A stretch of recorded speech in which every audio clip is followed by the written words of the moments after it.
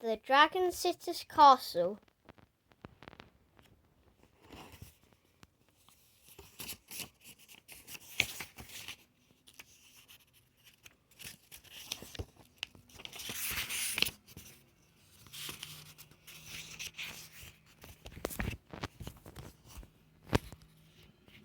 Dear Uncle Morton, I tried calling you, but the phone made a funny noise. Have you changed your number? I just want to tell you, your dragons are here.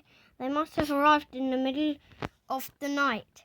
When I came down for breakfast, Ziggy was sitting on the patio, peering through the window, looking very sorry for herself.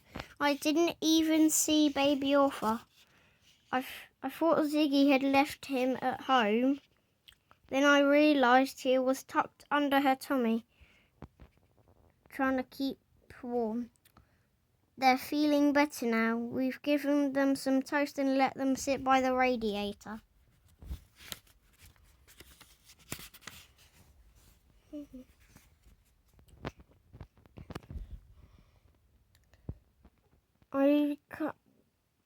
Have they come to say Happy Christmas?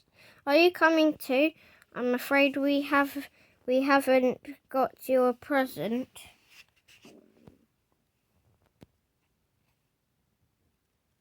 But there's lots of turkey left and a million Brussels sprouts. Love from Eddie. Dear Uncle Morton. Dear Uncle Morton, your dragons are still here. They've eaten the entire contents of the fridge and most of the tins in the cupboard too. Arthur also swallowed 3 spoons and the remote control.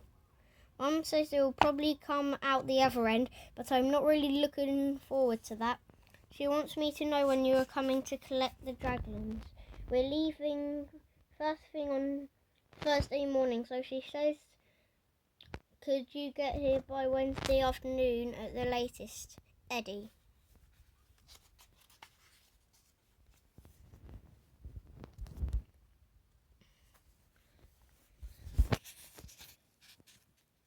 Dear Uncle Morton, your phone is still making the same noise.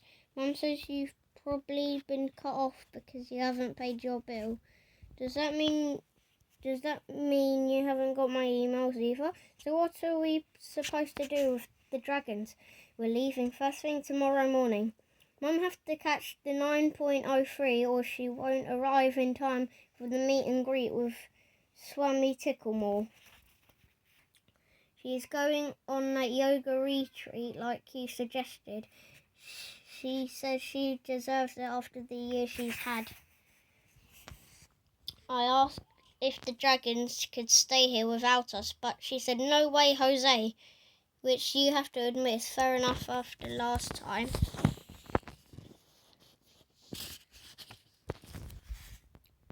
Emily and I are going to stay in with Dad in his new house. He says it's a castle, but Dad always saying things like that. I rang him and asked if we could bring the dragons. He said no because it's allergic to his new girlfriend Brownon, who is allergic to fur.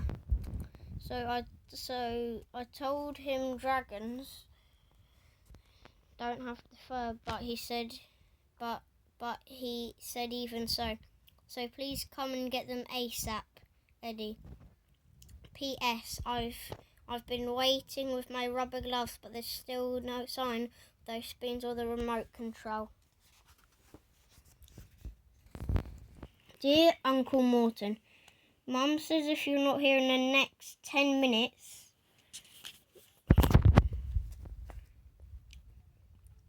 she'll leave the dragons in the street and they can take care of themselves. I said you couldn't possibly get from Scotland to here in 10 minutes, and she said worse things happen at sea.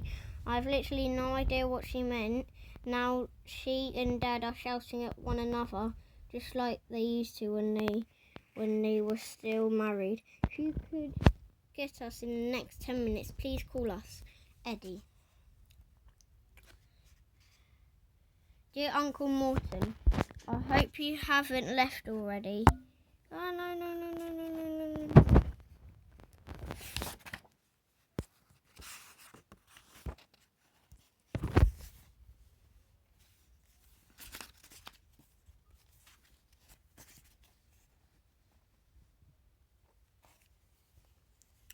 Because they're not at our house anymore. Dad said they could come to his castle after all. I don't know what changed his mind, but he did say the Welsh have always had a soft spot for dragons. Lucky Brownon had stayed behind, so there was room for all 5 of us in the car. Dad was worried about his seats, but I told him dragons could be very careful with their claws if they want to, and I'm glad to say they were. We got a lot of strange looks on the motorway, and there was a nasty moment when Arthur flapped his wings and almost got sucked out of the window. But now we arrived at Dad's new castle and we're all fine. It really is a castle. There's a moat and a half drawbridge and a rusty old cannon by the front door. Dad brought it cheap because the previous owner had lost all its money.